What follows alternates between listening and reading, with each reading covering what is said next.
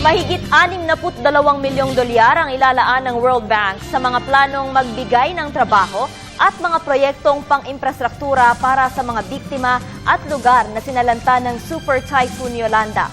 Ito ang kinumpirma ni World Bank Group President Jim Yong Kim matapos na muling pagtibayin ang kanilang suporta sa reconstruction sa mga lugar na hinagupit ng bagyo.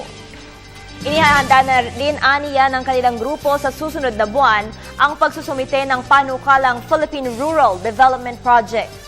Inaasahang makatutulong ito ng malaki sa mga mangingisda at magsasaka.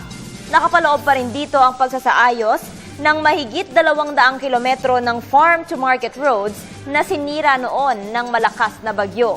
Ang naturang halaga ay bahagi pa rin ng mahigit 500 milyong dolyar na proyekto.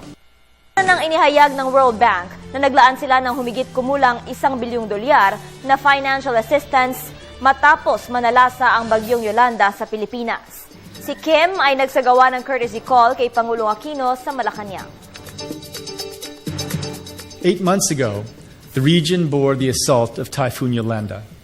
Today, there's still much to be done in the reconstruction efforts, but I believe recovery is gaining the upper hand on the storm's destruction. The physical scars remain visible, and nothing can replace the storm's cost in human lives. But when I met people in Leyte, I encountered not bitterness, but resilience, a spirit of solidarity, and a determination to look forward rather than back. Their attitude reinforced my conviction that when ordinary people unite, we can overcome any obstacle.